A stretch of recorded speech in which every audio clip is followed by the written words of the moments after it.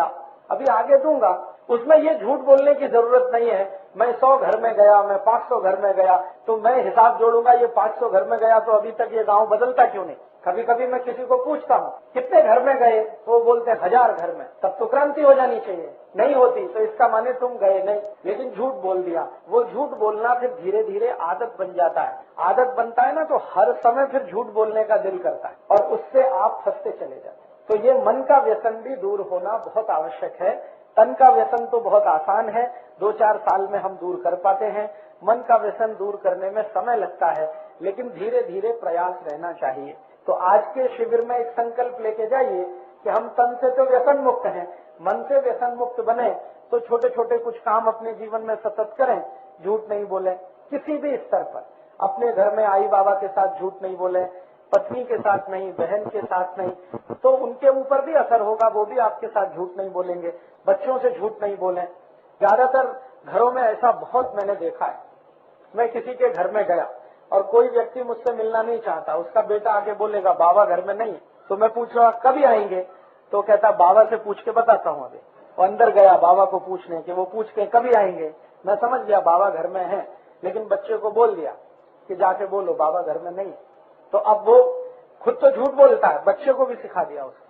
बच्चा देख रहा है कि बाबा घर में है और दूसरे को कह रहे हैं कि नहीं है बोल दो, तो धीरे धीरे वो इतना बड़ा झूठ बोलेगा किसी दिन कि आपकी हालत खराब कर देगा। इसलिए जो लोगों के घर में बच्चे हैं उनको तो कान पकड़ लेना कि गलती से भी झूठ नहीं बोलना, क्योंकि बच्चे सब सच्चे होते हैं, वो आपके झूठ को सबसे जल्दी पकड़ते हैं। और आप अगर उनके सामने शर्मिंदा हो गए तो जीवन पर्यंत वो आपकी इज्जत नहीं करेंगे, सम्मान नहीं देंगे आप, और उनका सम्मान अगर नहीं मिला तो समाज के सम्मान से कोई अंतर नहीं पड़ता।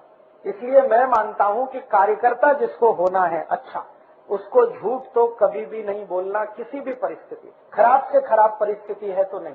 हाँ, एक परिस्थिति है जिसमें हमारे शास्त्रों ने आज्ञा दी है झूठ बोलने की। वो परिस्थिति ये है कि आपके झूठ से समाज को कोई बहुत बड़ा लाभ होने वाला हो तो जरूर बोलना। तो ऐसा झूठ जरूर बोलना जिससे पूरे समाज को कोई लाभ होता हो, देश को लाभ होता हो, हमारी संस्कृति को लाभ होता हो, सभ्यता को लाभ होता हो। एक और उदाहरण देता हूँ। इंदापुर में मान लो कोई नौटंकी होने वाली है, तमाशा होने वाला है। आप जानते हैं कि वो तमाशा देख के तो मन में विकृति ही आती है, सदगति तो होती नहीं कुछ। और यहाँ कोई कार्यकर्ता युवान आपको पूछता है माहिती है इंदापुर में तमाशा होने वाला है, कहना नहीं होने वाला, वो कैंसिल हो गया। पहले होने वाला था, अभी कैंसिल हो गया, वो आ नहीं रहे हैं, उनका बस का एक्सीडेंट हो गया, वो ट्रेन का एक्सीडेंट हो गया, अभी कोई नहीं आ रहा है वहाँ। ऐसा झूठ बोलने का शास्त्र में अनुमति है। जिस झूठ को बोलने से समाज का भला होता हो, देश का भला होता हो, उसको बोलने की अनुमति है। इतनी ही है, इससे जास्ती नहीं। ठीक है, तो कार्यकर्ता को कैसा होना, 3 माहिती। पहली धैर्यशील होना, धीरजवान होना, दूसरी समय का नियोजन, और तीसरा सत्य बोलने वाला होना, और एक चौथी बात मैंने बीच में कही, अभ्यासु होना, सतत अभ्यास करना। 5वां एक गुण चाहिए कार्यकर्ता में, वो बहुत आवश्यक है, ईमानदारी।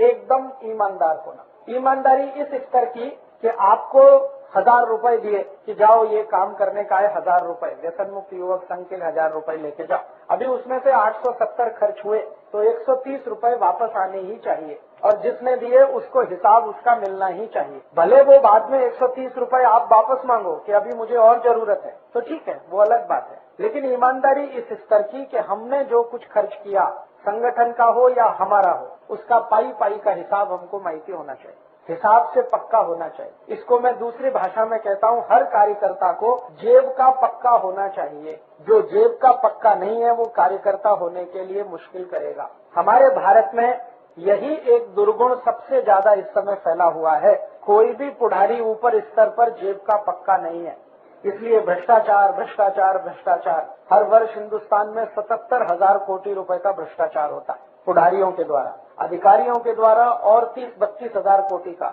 माने 1 लाख कोटी रुपए तो भ्रष्टाचार में ही जाता है, क्योंकि जेब का पक्का कोई भी नहीं है।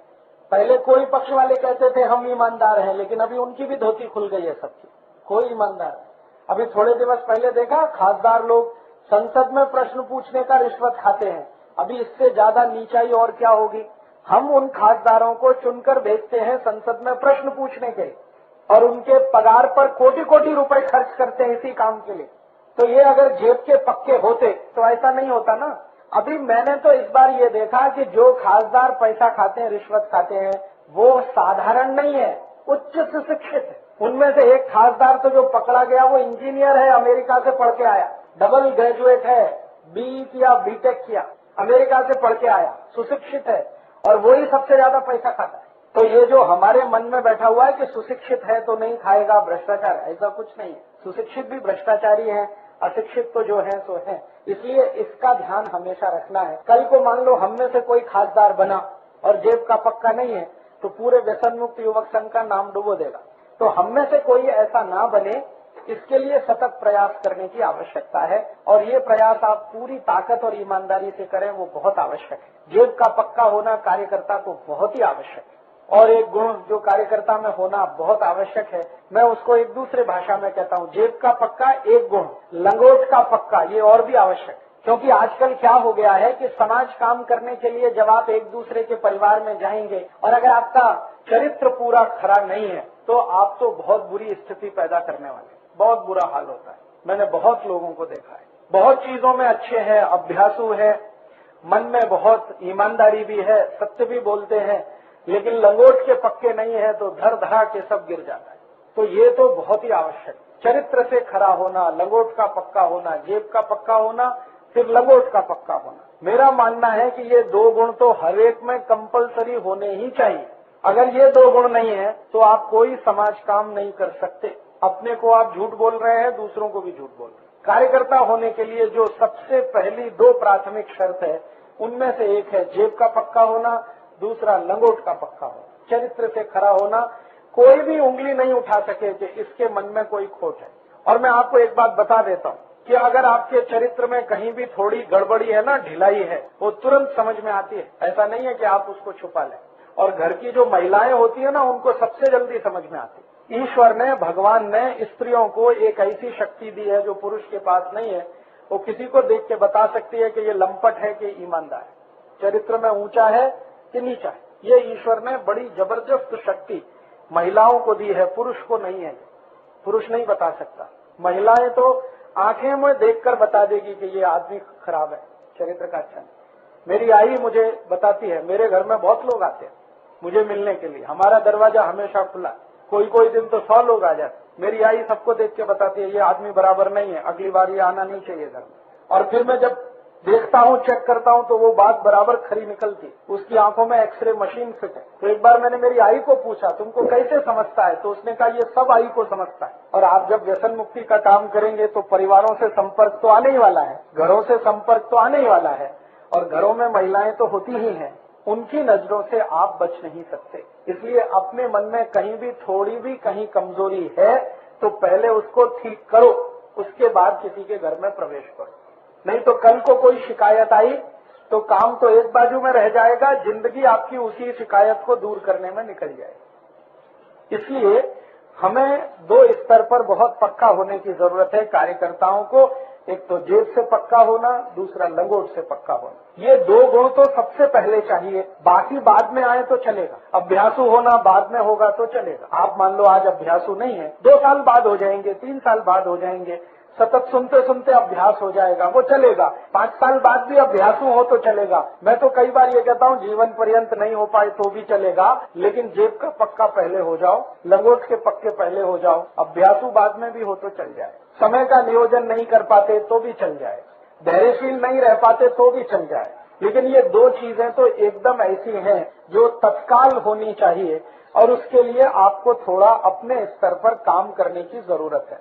लंगोट का पक्का होने के लिए मैंने एक बार और भी कहा था पिछली बार शिविर में, वो फिर दोहराता हूँ कि आपके मन में व्यसन ना आए, किसी को भी देखकर आपके मन में व्यसन ना आए, ऐसी कुछ स्थिति बनाने के लिए थोड़ा प्रयास करने की जरूरत है, और वो हो जाता है। कोई भी कर सकता है इसको। एक तो मैंने पहले बताया था, याद है किसी को क्या बताया था? एक बार पिछले शिविर में प्राणायाम बताया, याद है ना? तो सतत 5-7 मिनट प्राणायाम किया करो, और 3-4 प्राणायाम बहुत आवश्यक हैं। अपने शरीर की वासना को नियंत्रण में रखने के लिए 3-4 प्राणायाम बहुत आवश्यक। उनमें से एक प्राणायाम है जिसका नाम है कपालभाति, दूसरा है अनुलोम विलोम, तीसरा है भस्त्रिका, चौथा है भ्रामरी। ये 4 प्राणायाम अगर रोज किए तो बहुत अच्छा है। कपालभाति माने तेजी से सांस बाहर निकालना, और जब निकालेंगे तो जाएगी भी, वो तो स्वाभाविक। अनुलोम विलोम माने एक तरफ की नाक बंद करके पूरी सांस निकालना, फिर भरना, दूसरे से निकालना, फिर भरना थी, ये तो अनुलोम। भ्रामरी तो ये बंद करके जैसे भोरा घूम ऐसे करता है वो। तो कपालभाति, अनुलोम विलोम, भ्रामरी और भस्त्रिका, सिर्फ सांस को फेंकना, वो अपने से अंदर जाए, वो बस। ये 4 प्राणायाम तो जरूर करना, भले 5 मिनट कर। इससे मन, बुद्धि, शरीर तीनों पवित्र रहते। मन में वासना नहीं आएगी तो लंगोट से पक्के रहेंगे, ठीक है। और 1-2 काम कर सकते हैं। हळद का जास्ती उपयोग करना, किसी भी वासना को ठीक करने में हळद सबसे अच्छी औषधि है। दूध पीना तो हळद डाल के पीना, भाजी में हळद लेना, और अभी ताजा हळद आती है ना तो भोजन के साथ खाना। हळद का ताजा रस 1 चम्मच रोज सुबह लेना। जिनको भी अपनी वासना पर संयम नहीं है, मन में कुविचार आते हैं, गलत विचार आते हैं, उनके लिए है। जिनको है उनको आवश्यकता नहीं। तो ये स्थिति आपकी बनेगी तो आप कुछ बड़ा समाज काम कर सकेंगे। और मैं ऐसा बोलता हूं कि भले आप कुछ समाज काम नहीं कर सकें, लेकिन समाज के लिए आदर्श जरूर बन जाएंगे कि देखो वो एक कार्यकर्ता है। ऐसा कार्यकर्ता होना, भले क्रांति हो या ना हो, लेकिन आप आदर्श बन जाएंगे अपने समाज, और आपके ऐसे आदर्श दूसरे भी बन जाएंगे। तो हमें कार्यकर्ता होने के लिए कुछ प्राथमिक जो शर्तें हैं वो इस तरह की हैं, जो करें तो बहुत अच्छा है। एक और शर्त है, बहुत अच्छा कार्यकर्ता अगर होना है तो सतत कोशिश ये करना कि आप जो विषय लेके काम करते हैं, इस विषय से इतर कोई भी मदद की जरूरत समाज को लगती है तो उसके लिए खड़े रहना हमेशा। अभी व्यसन मुक्ति का काम करते हैं वो तो ठीक है, लेकिन कभी पूर आया और आप बोलोगे ये तो मेरा काम नहीं है, पूर आया वो तो कोई और का काम है, तो नहीं चलने वाला। पूर आया तो व्यसन मुक्ति का सब काम छोड़कर पूर की मदद के लिए लोगों के साथ खड़े होना। या कहीं आग लग गई गांव में तो सभी काम छोड़कर उसके लिए प्रयास करना। या तो कुछ महामारी फैल गई, कल्पना करो, तो उस महामारी के लिए लोगों की मदद करना, औषध उपलब्ध कराना, उनको डॉक्टर के पास लेके जाना, डॉक्टर को वहां लेके आना, जो भी मदद लगती है वो करना। या गांव में मान लो कोई पीक है और उस पर जबरदस्त जंतु आया, कीट आ गया, अभी क्या करें, तो गांव वालों की मदद करना कि भाई इसको ऐसे करो, ऐसे करो, ऐसे करो।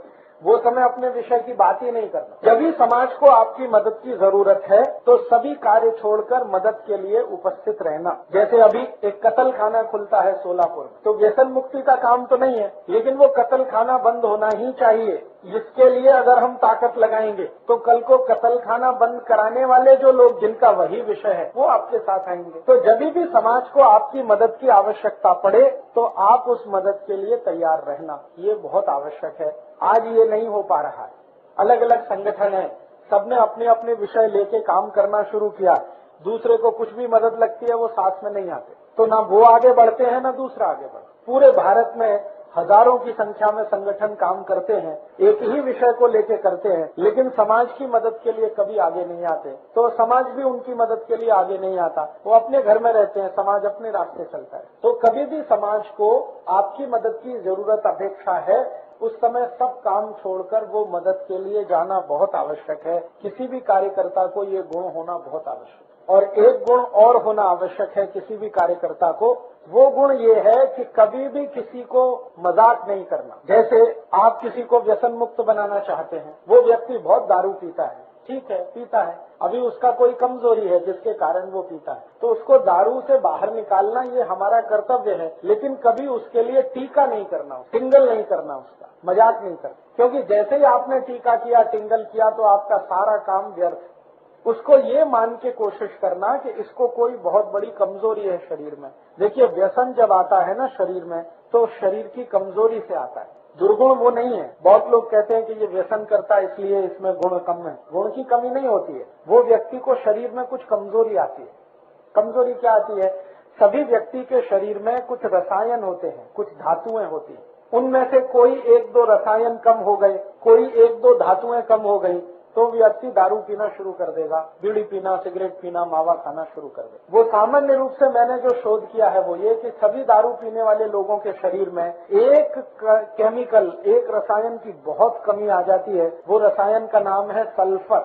हिंदी और मराठी में कहते हैं गंधक, अंग्रेजी में कहते हैं सल्फर। हमारे शरीर में 16 तरह की धातुएं और रसायन हैं। कैल्शियम है, पोटेशियम है, मैग्नीशियम है, सोडियम है, सल्फर है, आयरन है, सिलिकॉन है, कोबाल्ट है। ऐसी 16 धातुएं और रसायन होते हैं। इनमें से कोई एक धातु या एक रसायन कम हुआ और दूसरा जास्ती हुआ तो व्यसन की स्थिति बनती है। लोग जब व्यसन शुरू करते हैं ना, तो हर बार ऐसा नहीं होता कि मजे में करते हैं, मौज में करते हैं, ऐसा हमेशा नहीं होता। अगर 19 वर्ष की उम्र के पहले कोई व्यक्ति व्यसन शुरू करता है तो मान सकते हैं कि वो मजे के लिए कर रहा है।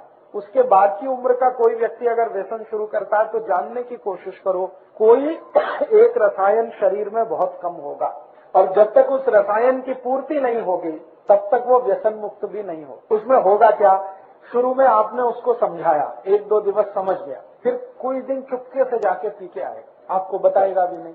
और फिर आपको पता चला, आप बोलोगे यार तुमने फिर पी लिया, तो उसने कहा क्या करूं, मन नहीं मानता, शरीर नहीं मानता। वो मन मानता इसलिए नहीं है कि वो दारू के मदद से उसको वो रसायन की तात्कालिक पूर्ति होती है, शरीर उसकी मांग करता है।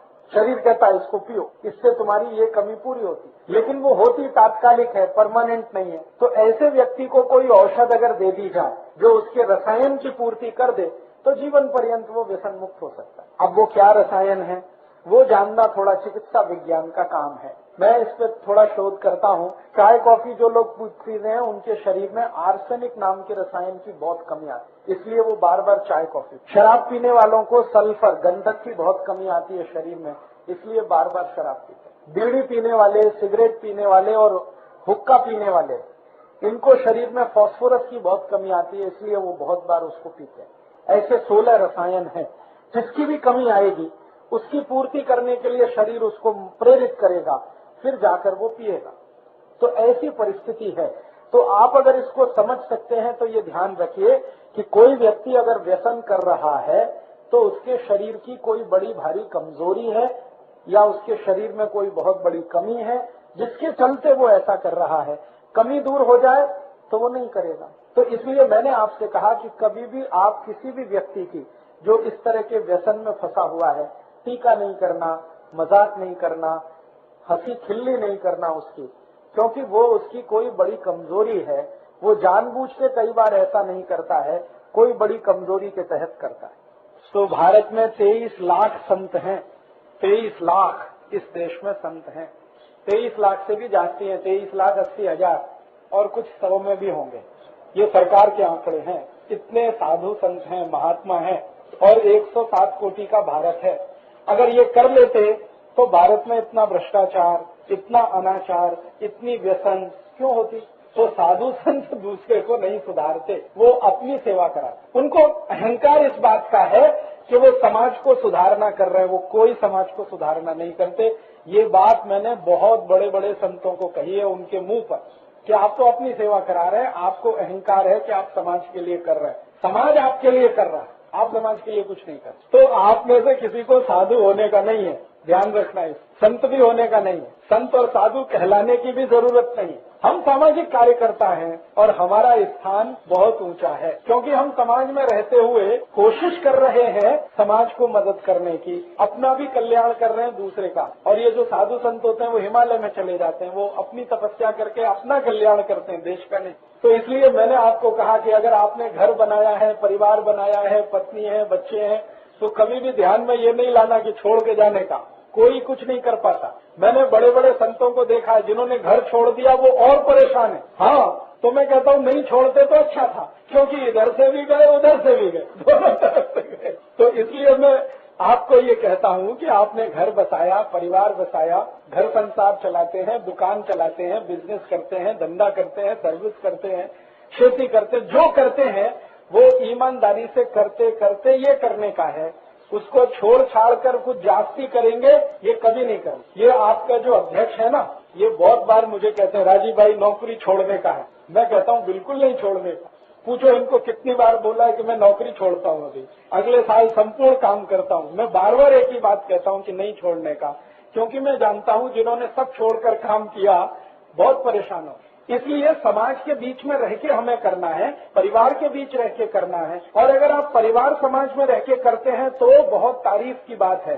सब छोड़ के तो आपके पास कुछ है ही नहीं करने को, तो यही करेंगे और क्या करेंगे। जब भी सब करते हुए करेंगे तो तारीफ की बात। और या तो एक दूसरी स्थिति कि घर परिवार बसाने का ही नहीं, शुरू से तय कर लिया कि हमको यही करने का है, तो उसमें दुविधा नहीं रहती। दुविधा तब आती है जब आपने घर परिवार बसा लिया, फिर आप सोचते हैं कि इसको छोड़कर हम निकले तो बड़ा काम होगा, जास्ती क्रांति होगी, जल्दी होगी। ऐसा कुछ होता नहीं।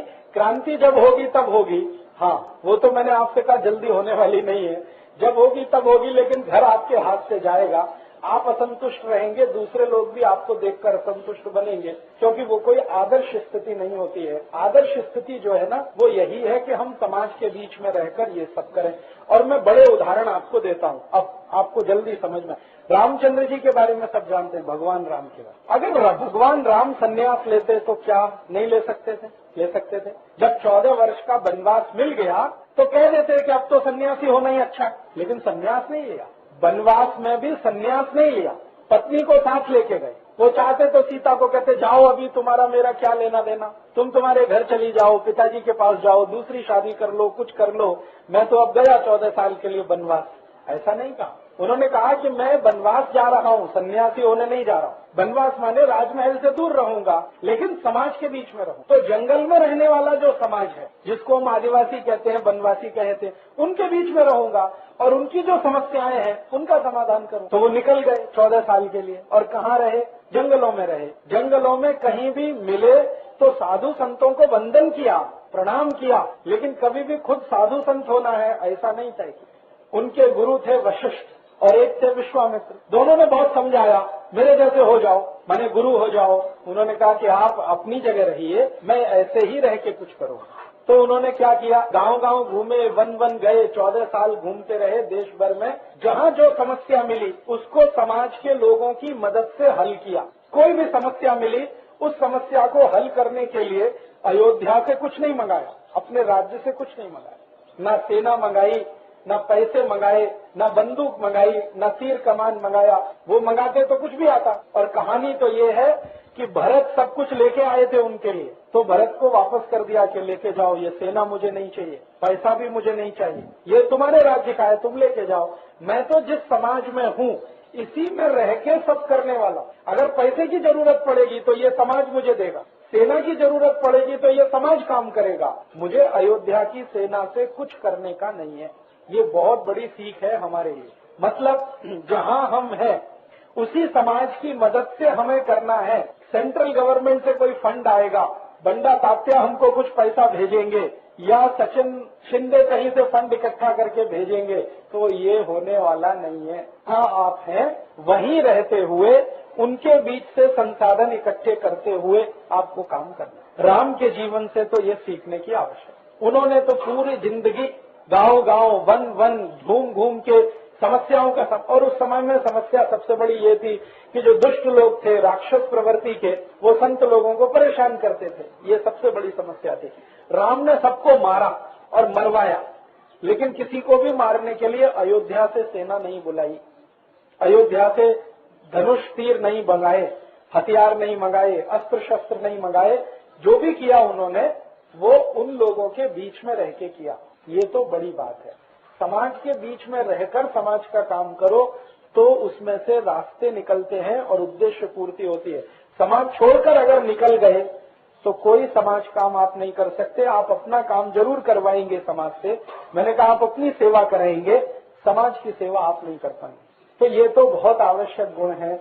मैंने आपसे कहा कि घर बनाया, परिवार बनाया, माने आप समाज में आए। अब समाज के साथ रह के ही आपको करना है, उसी में ठीक से नियोजन करना है। भगवान राम चाहते तो सीता को छोड़ के चले जाते और कहते मुझे यही करना है, अब छोड़ो।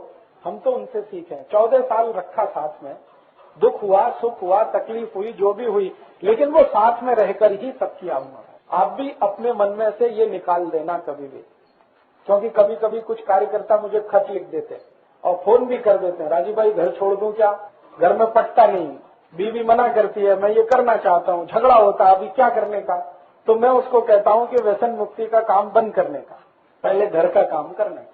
क्योंकि जो बताया है घर, तो पहले उसको चलाना। जब भी ठीक से घर का काम होने लगेगा तो व्यसन मुक्ति का भी होने लगेगा। घर छोड़ के, परिवार छोड़ के, आई बाबा को छोड़ के, पत्नी बच्चों को छोड़कर कुछ करना हो, ये तो बिल्कुल सोचने का नहीं। फिर अभी कुछ कार्यकर्ताओं ने मुझे बार बार पूछना शुरू किया, गुरुकुल कभी बनता है? अभी ठीक है बनता है, हम बच्चों को छोड़ के लग जाएंगे। मैंने कहा बहुत खतरनाक काम है, बहुत खतरनाक है। मैंने गुरुकुल इसके लिए थोड़ी बनाया कि हम अपने बच्चों को वहां भर्ती करके लग जाएंगे। ये तो बहुत खतरनाक है भाई, ये करने का नहीं है। बच्चों को अगर रखा है तो अपने साथ ही रखने का कारण मैं बताता हूँ उसका। गुरुकुल बहुत अच्छा है, मैं आपको कल्पना करके बता सकता हूँ कि हम 8 कोटि रुपए उसमें खर्च कर दिया, इतना अच्छा बना है, सब तरफ से अच्छा है। लेकिन वो आई बाबा की पूर्ति नहीं कर सकता। वो बहुत अच्छा है गुरुकुल, भोजन बहुत अच्छा है, गाय बहुत अच्छी है, दूध मिलता है, भात भी अच्छा मिलता है, भाकरी भी अच्छी मिलती है, सब अच्छा मिलता है वहाँ खाने को। लेकिन आई बाबा नहीं मिलते, वो कहाँ से लाऊंगा मैं। और बच्चे को गुरुकुल से जास्ती आई बाबा की जरूरत होती है। तो हमने गुरुकुल बनाया है और उसको हम चलाने वाले भी हैं उन बच्चों के लिए जो गुरुकुल के बिल्कुल बाजू में रहते हैं। जहाँ हमने गुरुकुल बनाया उसके बाजू में 19 गांव है। 19 गांव में एक भी शाला नहीं है, तो वहाँ के विद्यार्थी पढ़ते नहीं है। और वो गरीब इतने हैं कि मुंबई में भेज के पढ़ा नहीं सकते। मुंबई वहां से 100 किलोमीटर दूर है, ठाणा वहां से 60 किलोमीटर दूर है। उनके पास इतना पैसा नहीं कि बस से बच्चों को भेजें, तो वो अशिक्षित हैं, उनको शिक्षा नहीं मिल पाती। शिक्षा से मतलब ज्ञान नहीं मिल पाता। हस्ताक्षर करना शिक्षा नहीं होती है, ज्ञान लेना। तो हमने गुरुकुल उनके लिए खोला है और सबसे जास्ती हम उन्हीं विद्यार्थियों को लेने वाले हैं। और वो क्या है, सवेरे आएंगे शाम को जाएंगे। कुछ विद्यार्थी वहाँ ऐसे होंगे जिनके आई बाबा है नहीं, तो वो गुरुकुल में रहेंगे। उनके लिए हॉस्टल बनाया है, उनके लिए छात्रावास बना। लेकिन गुरुकुल इनके लिए नहीं बनाया कि कराज का कोई बोलता है मेरे बच्चे को रख लो, उसके लिए नहीं है गुरुकुल। गुरुकुल है नजदीक के विद्यार्थियों के लिए। नहीं तो आप सोचोगे कि हम तो भर्ती करें और हम व्यसन मुक्ति का काम नहीं होने वाला। उसमें 2 तकलीफ आएगी। पहली तकलीफ तो आपको आएगी, दूसरी उस बच्चे को आएगी, क्योंकि 3-4 घंटे तो वो पढ़ लेगा, फिर उसको आई चाहिए, बाबा चाहिए, तो वो है नहीं। और अध्यापक आई बाबा हो नहीं सकते। अगर सब अध्यापक आई बाबा होते तो आई बाबा की जरूरत नहीं थी। बच्चे को सबसे जास्ती परिवार का जो चाहिए वो तो वहाँ नहीं मिलता है। इसलिए हमारी तो ये इच्छा है कि जो नजदीक वाले हैं वो सवेरे आए, शाम को जाए, अपने आई बाबा के साथ मजा करें। दिन में गुरुकुल में रहें, शाम को वहां जाए। और जिनके आई बाबा नहीं है वो हॉस्टल में रहें, क्योंकि उनके पास कोई व्यवस्था नहीं। लेकिन जिनके पास ये व्यवस्था है तो आप इतना दूर अपने बच्चों को वहां भेजें, वो अच्छा नहीं होगा। क्योंकि थोड़े दिन बाद क्या तकलीफ आएगी वो बताता। आपके बच्चे आपसे दूर हो जाएंगे, थोड़े दिन के बाद वो आपके घर ही नहीं आएंगे, वो कहेंगे गुरुकुल अच्छा। क्योंकि वहाँ थोड़ी सुविधा ज्यादा है। सुविधा कैसी ज्यादा है, वहाँ पंखा अच्छा है, फर्श बहुत अच्छा है, उसमें संगमरमर लगा हुआ है, फिर ऐसा है। और आपके घर में ये शायद नहीं हो, तो वो फिर परिवर्तन वो देखेंगे। देखो अपने घर में ऐसा नहीं, वहाँ ऐसा है, अपने घर में ऐसा नहीं, वहाँ ऐसा है, अपने घर में ऐसा नहीं, वहाँ ऐसा है। ये जो उन्होंने करना चालू किया तो वो आपसे दूर हो जाएंगे। दूर हो जाएंगे तो फिर अंत में लगेगा हमारे आई बाबा खराब है, वो इतना भी नहीं कर सकते। फिर अंत में आपका घर टूट जाए। तो गुरुकुल घर टूटने के लिए नहीं बनाया है, अंत में यही होता है। ज्यादातर बच्चे जो हॉस्टल में पढ़ते हैं ना, वो सब आई बाबा से दूर हो जाते हैं और फिर जिंदगी में इतने खराब काम करते हैं। तो बच्चे को आई बाबा की सबसे ज्यादा जरूरत है, फिर उसके आजी आजोबा की जरूरत है, फिर और जो पड़ोसी है उनकी जरूरत है। और उन सब की जरूरतों को कोई दूसरी चीज पूरी नहीं कर सकती। इसलिए आप कोशिश ये करो कि आपके गांव के नजदीक गुरुकुल बनाओ, नजदीक, जहां बच्चे पढ़ सकें, वापस अपने घर आ सकें। और बच्चों को पास रखने की 2 तरह की जरूरत है, आई बाबा को भी और बच्चे को भी। दोनों एक दूसरे के पूरक हैं। बच्चा जो होता है ना, वो आई बाबा का सबसे बड़ा मेडिसिन है, औषधि है। उससे बड़ी औषधि दुनिया में कोई नहीं। ये तो मैं जानता हूँ क्योंकि मैं इलाज करता हूँ ना, चिकित्सा। मेरे पास जब ऐसे लोग आते हैं जिनको 10 बरस शादी को हो गया, 15 बरस शादी को हो गया, बच्चा नहीं है, उनकी तड़प मैं समझता हूँ। वो कितने परेशान हो, कहाँ कहाँ जाते हैं, हजारों मील दूर किसी मंदिर में, मस्जिद में मन्नत मांग रहे हैं, एक बच्चा चाहिए, बच्चा चाहिए। क्योंकि वो उनके लिए मेडिसिन का काम करता है। मेडिसिन क्या होती है? देखो, सारी बीमारियां जो है ना, मन से शुरू होती है, शरीर में बाद में आता है। माइंड से सब कुछ शुरू होता है, शरीर में बाद में आता है। अभी जैसे आपको बहुत तनाव आ गया, कोई कारण से, कुछ कारण से तनाव आता है जीवन में, गुस्सा भी आता है, क्रोध भी आता है, तनाव। तो कोई कारण से बहुत तनाव आ गया, कोई कारण से बहुत गुस्सा आ गया। लेकिन आपके घर में कोई बेटी या बेटा है, कितना भी तनाव हो, कितना भी गुस्सा हो, वो अगर हंसते हुए आपके सामने आ गया तो सब तनाव खलास, गुस्सा भी खलास। है मेडिसिन के लिए जो काम करने में मेरी औषध को 3 दिन लगता है, वो आपके बेटा या बेटी ने 1 मिनट में करे। तो बच्चे को आई बाबा की जरूरत है, आई बाबा को बच्चे की जास्ती जरूरत है। हमारे बहुत सारे कार्यकर्ता हैं, आपस में झगड़ा करते हैं, पति पत्नी। और आपको सुनकर आश्चर्य होगा कि इतना झगड़ा होता है, इतना झगड़ा होता है कि कोई कल्पना नहीं है।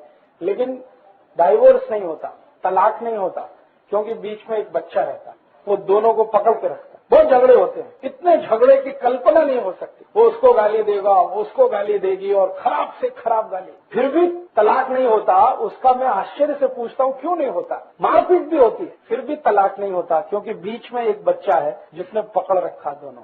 वो रेलवे लाइन होती है ना, दो अलग अलग है, लेकिन बीच में वो स्लीपर है, वो लकड़ी का लगा रहता है ना, बोल्ट से जुड़ा रहता है। तो ऐसे ही होते हैं बच्चे। तो आई बाबा को पकड़ के रखने में उनकी सबसे बड़ी भूमिका है। और न सिर्फ वो पकड़ के रखते हैं बल्कि सुधारना करते हैं। दुनिया में एक बहुत बड़ा फिलोसफर हुआ, वो अंग्रेज था, लेकिन उसका ज्ञान बहुत अच्छा था। उसका नाम था जॉर्ज बर्नार्ड शॉ। हाँ, बहुत ऊंचा विद्वान आदमी था। मैं उसकी इज्जत करता हूँ क्योंकि उसकी विद्वता ऊंची थी, इसलिए नहीं कि वो अंग्रेज था। उसने बहुत अच्छी बात कही है और मैंने इस पर बहुत चिंतन किया। उसने अंग्रेजी में कहा, child is the father of the man.